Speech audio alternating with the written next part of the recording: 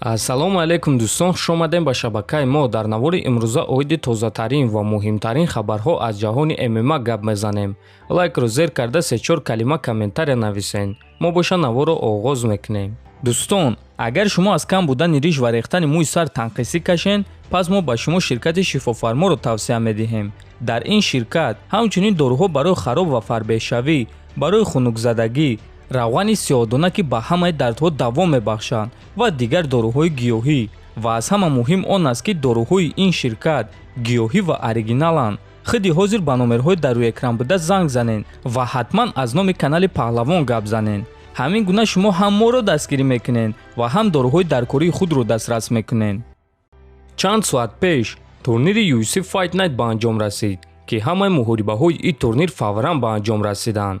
охирон маротиба чунин кор соли 2014 рух дода буд. дар ин турнир додари Камару Усман Муҳаммад Усман ки дар вазни вазнин баромад мекуна аввалин муҳорибаи худро дар UFC гузаронд ва рақиби худ Зак Паугаро дар дуюм раунд бо тариқи нокаут шикаст дода ғолиби барномаи The Ultimate Fighter шуд. дуюм муҳорибаи асосии турнир боша муҳорибаи рейтингӣ дар вазни нимёна байни Висенте Люке ва Джефф Нил шуд ва дар ин муҳориба Джефф Нил дар сеюм раунд бо тариқи нокаут ғалаба ба даст овард. муҳорибаи асосии турнир боша муҳорибаи рейтингӣ дар вазни ним вазнин байни Тиаго Сантос ва Ҷамал Хил шуд ва ин муҳориба дар чорум раунд ба фоидаи Ҷамал ба анҷом расид. Ҷамал Хил дар чорум раунд Тиаго Сантосро бо тариқи нокаути техникӣ шикаст дода ғалаба ба даст овард. муҳорибаҳои пурраро дар телеграм канали мо Паҳлавон теҷа тамошо карда метонен. ссилкаи телеграм дар описани видео. топови ҷангвари вазни ним вазнин UFC Магомед Анкалаев ба чемпиони пешинаи UFC дар вазни ним вазнин Ян Блахович визов дод. эй Ян Блахович, тайёр шав. ма баъди охирон муҳорибаи худ аллакай зиқ шудам ва ҷангидан мехоҳам. UFC ба ман муҳорибаҳои осон дода истодааст. ту дар навбати, навиштааст Анкалаев. дӯстон, рости гап шахсан ман аз Магомед Анкалаев чунин суханҳоро интизор набудам ва боварӣ надорам ки ин суханҳоро ӯ навиштааст, чунки ӯ яке аз хоксортарин ҷангвар ва инсони хеле хуб аст. фикр мекунам ки ин корҳоро менеҷери ӯ Али Абдулазиз кардааст. лекин дӯстон, муҳим нест ки ин суханҳоро кӣ навиштааст. муҳим он аст ки ин муҳориба дар ҳақиқат маънои хуб дорад ва муҳорибаи хеле хуб мешавад, чунки ғолиби ин муҳориба 100% довталаб барои камарбанд ва рақиби навбатии чемпион Ирҷи Прохаска шуда метавонад. якум рақами рейтинги вазни сабуки UFC Чарлз Оливейра боварӣ дорад ки сабаби мағлуб шудани Ислам Махаҷев дар муҳориба зидди ӯ ҳавобаландии Ислам ва дастаи ӯ мешавад. ман як чиз гуфта метавонам, онҳо ҳавобаландӣ карда истоданд ва ин чиз онҳоро мекушад. ҳавобаландии Ислам, ҳавобаландии менеҷери ӯ, ҳавобаландии ҷангварони пешина, ин чиз онҳоро мекушад. агар онҳо фикр кунанд ки ин кор барои онҳо бозӣ аст, пас ман ба онҳо ана чӣ мегӯм. ман шахсе ҳастам ки бемории дилро паси сар кардам.